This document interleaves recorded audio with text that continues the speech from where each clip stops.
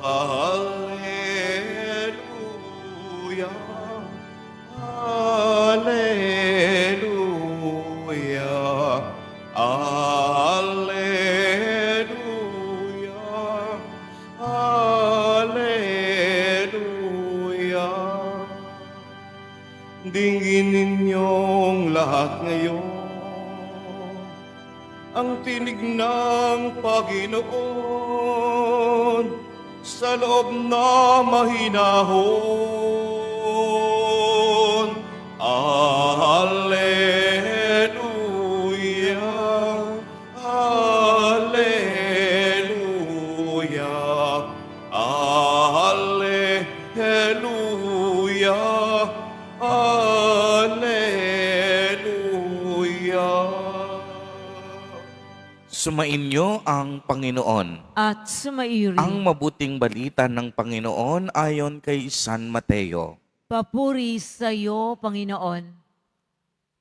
Noong panahong iyon, nang makita ni Jesus ang makapal na tao sa kaniyang paligid, iniutos niya sa mga kasama na maghandang tumawid sa ibayo.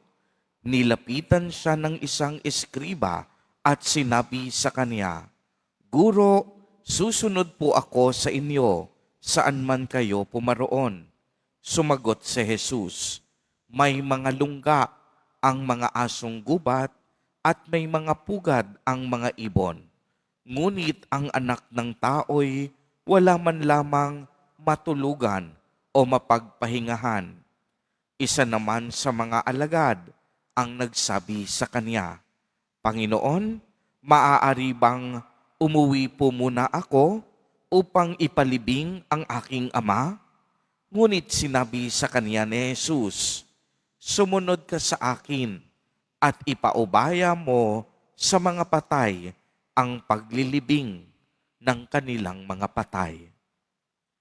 Ang mabuting balita ng Panginoon. Pinupuri ka namin, Panginoong Heso Kristo.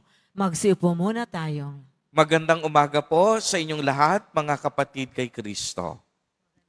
Sa lahat po ng ating mga taga-subaybay sa iba't ibang online platforms at sa lahat ng ating mga kadiboto sa iba't ibang panig ng Pilipinas at maging sa buong mundo kung saan tayo ay naaabot ngayon ng ating live streaming. Mapayapang umaga din po sa inyong lahat. Purihin at dakilain natin ang ating Panginoon, ang mahal na poong Jesus Nazareno. Mga kapatid kay Kristo at mga kadiboto, malugod po namin kayong tinatanggap sa Basilica Minor at Pambansang Dambana ni Jesus Nazareno. Maliwanag po nating narinig sa ating ebanghelyo ang paghahangad ng isang taong makasunod kay Jesus. Subalit, napakaraming alalahanin at balakid sa kaniyang paglilingkod. Ito yung mga tumutugon sa paanyaya ni Jesus na maglingkod. Subalit, napakaraming agam-agam, napakaraming rason at napakaraming dahilan habang naglilingkod. Halimbawa, nasa loob ka ng simbahan, pero ang isip mo naman nasa bahay o sa pinagtatrabahuhan mo. Ang iyong isip nasa alagang aso na naiwan sa bahay. Minsan, binigyan ka ng pagkakataong maglingkod, pero ang buo mo namang pag-iisip nasa iyong negosyo o hanap buhay. Hindi ko po sinasabing masama ang trabaho, pero minsan kinakain ng trabaho pati ang oras ng ating paglilingkod. Kaya nga may mga pagkakataon, nakakalimot tayong magsimba. May mga pagkakataon din na nakakalimot tayong magdasal. Hindi tayo nakakatulong sa kapwa dahil kadalasan abala tayo sa ating mga pansariling gawain.